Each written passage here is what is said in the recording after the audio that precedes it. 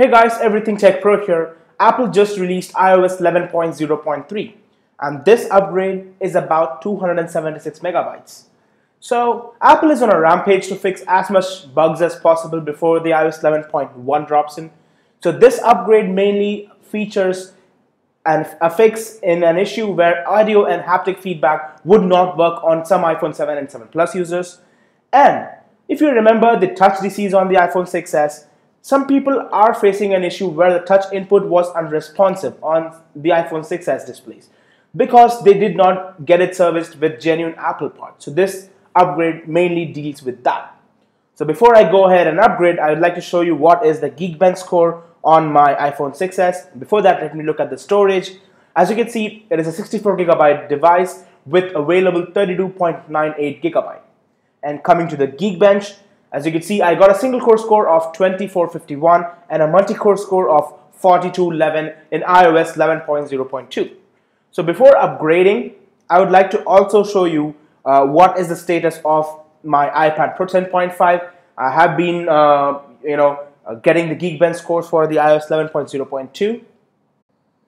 So now checking the Geekbench scores and the storage on my iPad Pro 10.5, 256 gigabytes. So my storage is about 239.52 available out of 256. And if you have seen my previous video where I did the Geekbench score, I just took the same Geekbench score, single core score of 3888 and a multi-core score of 8843. So now I'm going to be upgrading both the devices, and then once the upgrade is complete, I'm going to be comparing the scores of iOS 11.0.2 versus the iOS 11.0.3. So guys, I'm back after upgrading my iPhone and iPad. So as you can see, I am running the iOS 11.0.3 on the iPhone 6s.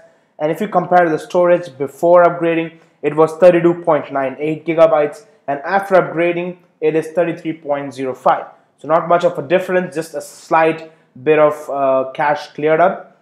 And now coming to the Geekbench score, previously on iOS 11.0.2, the single core score was 2451. And as you can see, after upgrading on iOS 11.0.3, the single core score is 2467. Then coming to the multi-core score, it was 4211 and now it is 4247. So as you can see, the Geekbench scores are slightly better as compared to 11.0.2. So now I'm going to be switching over to the iPad to check what was the Geekbench score after upgrading to iOS 11.0.3. So now on the iPad, I'm running the iOS 11.0.3. Available storage is 239.99 gigabytes or 240 gigabytes. So before upgrading, I had 239.52, so about 500 megabytes of free space after upgrading to iOS 11.0.3. Now the Geekbench scores, as you can see, I had a single core score of 3888 and now after upgrading it's 3857, and on the multi-core score it was 8843 and it is 8809. So here I'm getting slightly lesser score as compared to iOS 11.0.3. So these small variations are normal. So in whole, I think the devices will perform the same as it was in iOS 11.0.2. Apple did not address any performance improvement, just the bug fixes. And now, just to throw a bonus round, I'm going to be doing a battery drain test on the iPad Pro. So now let's see what is the time it takes to drain the battery. Is the battery life better on the iPad Pro or not?